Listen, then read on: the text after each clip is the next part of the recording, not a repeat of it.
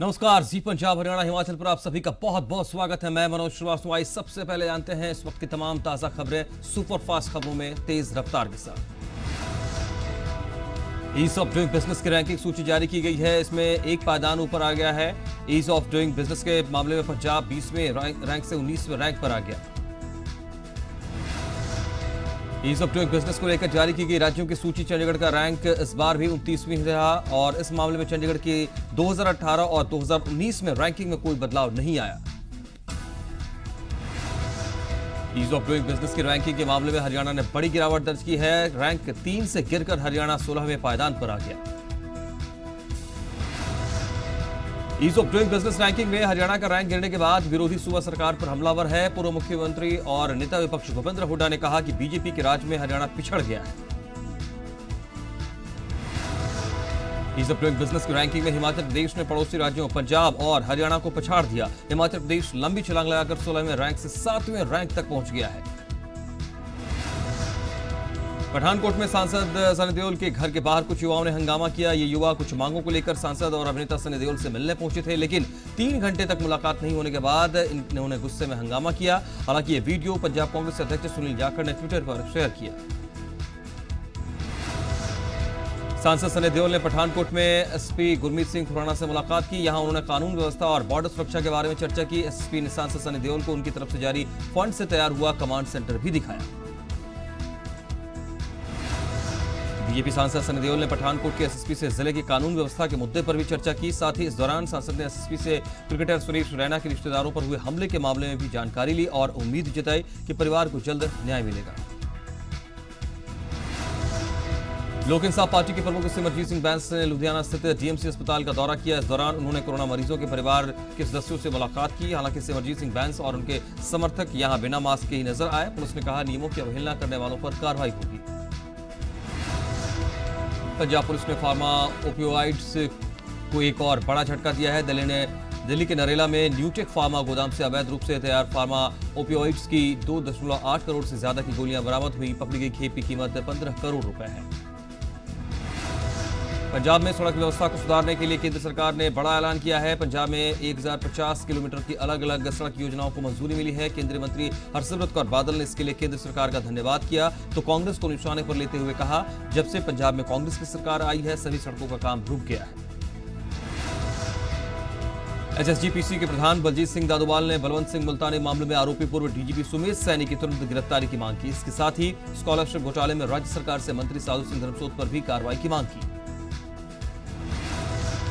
पंजाब की मंडियों में बरसात बासमती की आवक जल्द शुरू होने वाली है, लेकिन इसी उम्मीद के बीच पंजाब में बासमती के एक्सपोर्टर्स से जुड़े लोग काफी निराश हैं। कारण है कि इस बार एक्सपोर्टर्स को पंजाब में बासमती की खरीद उन राज्यों से महंगी पड़ सकती है जिन राज्यों ने हाल ही में केंद्र सरकार द्वारा पास किए गए कृषि से जुड़े ऑर्डिनेंस को लागू कर दिया है।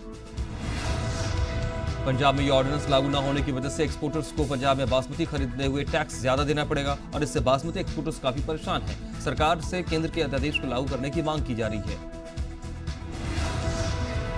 हरियाणा के खेल मंत्री संदीप सिंह ने सरकारी नौकरी के नाम पर पैसे मांगने वालों से सतर्क रहने की सलाह दी है। उन्होंने कहा कि मनोहर सरकार पूरी पारदर्शिता के साथ नौकरी दे रही है, ऐसे में किसी को पैसा देने की जरूरत नहीं है। करनाल पहुंचे खेल मंत्री संदीप सिंह ने विपक्ष पर भी हमला बोला। कहा उनके पास कोई मुद्दा नहीं है और राज्य में चारों ओर विकास हो रहा है।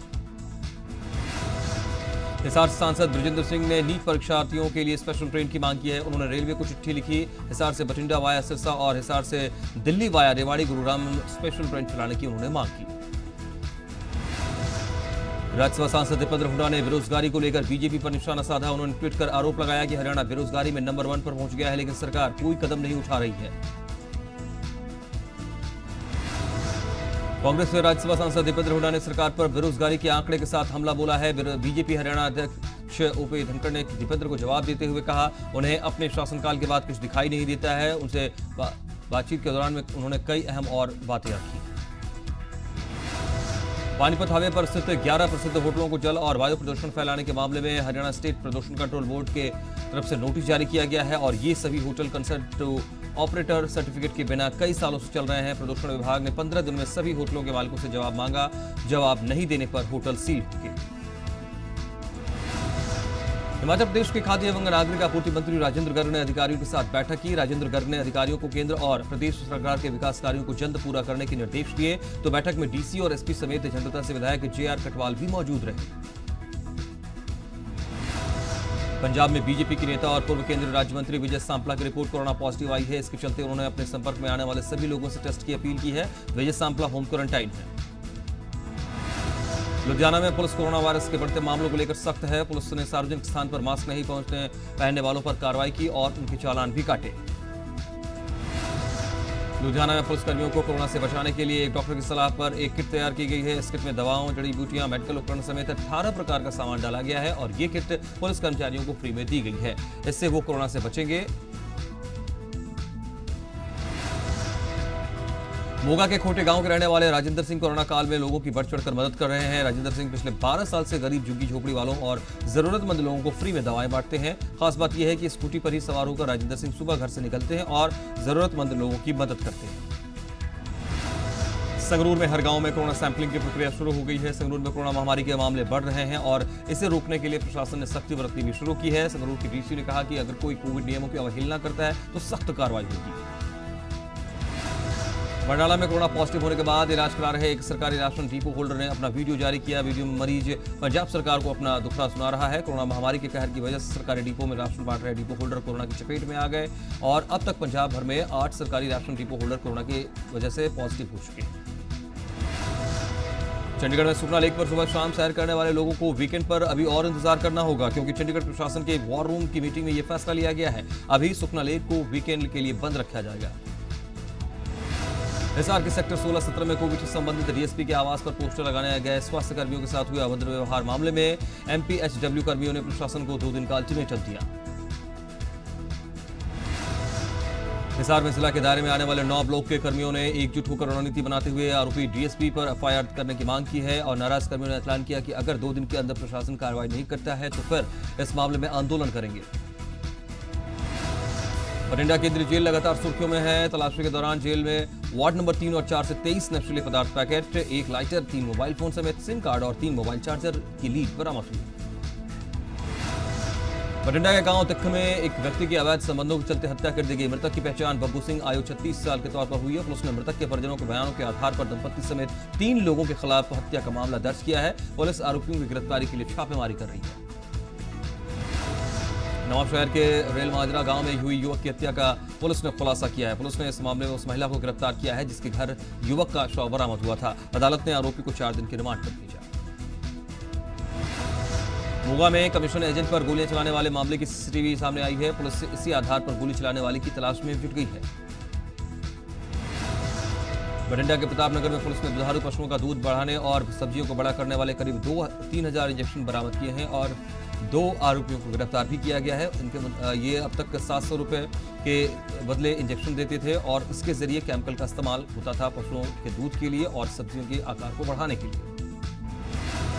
चंडीगढ़ में हेयर ट्रांसप्लांट के नाम पर ठगी हुई है। राजू गुप्ता के तरफ से 6 महीने पहले हेयर ट्रांसप्लांट के लिए कंपनी को पैसे दिए गए। ट्रांसप्लांट अप्रैल में ही होना था, लेकिन पैसे के लेने के बाद भी तारीख पर तारीख मिलती रही और ट्रांसप्लांट नहीं हुआ।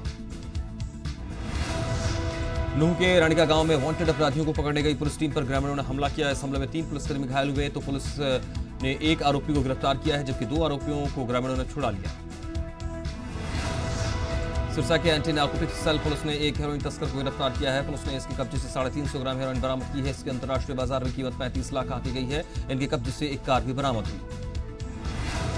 सिरसा पुलिस के मुताबिक आरोपी की पहचान हिसार निवासी जितेंद्र के तौर पर हुई है। आरोपी पिछले काफी समय से डीसी कॉलोनी में एक किराए के मकान में रह रहा था और पुलिस के डर से बार बार अपना ठिकाना बदलता था। आरोपी पंजाब में हेरोइन की सप्लाई करने वाला था, लेकिन पुलिस के हत्थे चढ़ गया। सिरसा गांव चौटाला में हुए डबल मर्डर के मामले में सिरसा पुलिस ने बड़ा खुलासा किया है। पुलिस के मुताबिक इस डबल मर्डर के तार लॉरेंस बिश्नोई से जुड़े हुए हैं और इस मामले में डबवाली पुलिस ने डबल मर्डर मामले में गैंगस्टर संपत नेहरा को भी रिमांड पर लिया। पुलिस रिमांड में खुलासा हुआ कि डबल मर्डर को अंजाम देने के लिए गैंगस्टर संपत नेहरा ने ही शूटर्स को कहा था और ये भी सामने आया है कि लॉरेंस बिश्नोई ने बहुत समय पहले संपत नेहरा को गांव चौटाला में इस मर्डर की प्लानिंग करने की बात कही थी। सोनीपत में एक्साइज विभाग ने करोड़ों की शराब को नष्ट किया है। शराब 2 साल के दौरान पकड़ी गई थी। एक्साइज विभाग ने 1,40,729 बोतल को मीडिया की मौजूदगी में नष्ट किया है और इनमें कई तरह के अलग अलग शराब शामिल रहे। फरीदाबाद नगर निगम फिर से विवादों में आ गया है। दरअसल कई घोटाले उजागर होने के बाद अफसरों और ठेकेदारों पर कार्रवाई नहीं करने के गंभीर आरोप लगे हैं। मुजेसर से लेकर सोहना तक टी पॉइंट तक सिविल लाइन डालने का काम में धांधली का आरोप लगा है। रोहतक के दतोड़ गांव में खेतों में बने कुएं में एक व्यक्ति का शव मिला। शव को कुएं से बाहर निकालकर जांच पड़ताल की गई तो मृतक व्यक्ति की जेब से एक मोबाइल और हाथ पर रुखसाना बेगम लिखा हुआ मिला है। हालांकि व्यक्ति की पहचान नहीं हुई है, पुलिस जांच कर रही है। करनाल के नवलची रोड पर एक महिला का खून से लथपथ शव मिला। पुलिस को हत्या की आशंका रही, हालांकि महिला की शिनाख्त नहीं हो पाई। इसके चलते पुलिस जांच अभी भी कर रही है। बहादुरगढ़ में बामडेली गांव के पास से गुजर रहे गंदे नाले में संदिग्ध अवस्था में एक व्यक्ति का शव मिलने से सनसनी फैल गई। यहां शव के हाथ पैर बांधकर बोरे में डाला गया और नाले में इसे फेंक दिया गया। नाले में शव पड़े होने की सूचना मिलते ही लाइनबाग थाना पुलिस पहुंची और ग्रामीणों की सहायता से शव को बाहर निकाला।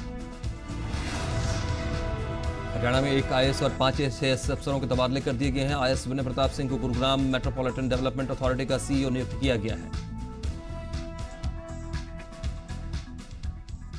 सिलसिला खबरों का जारी है लगातार, आप बने रहिए हमारे साथ।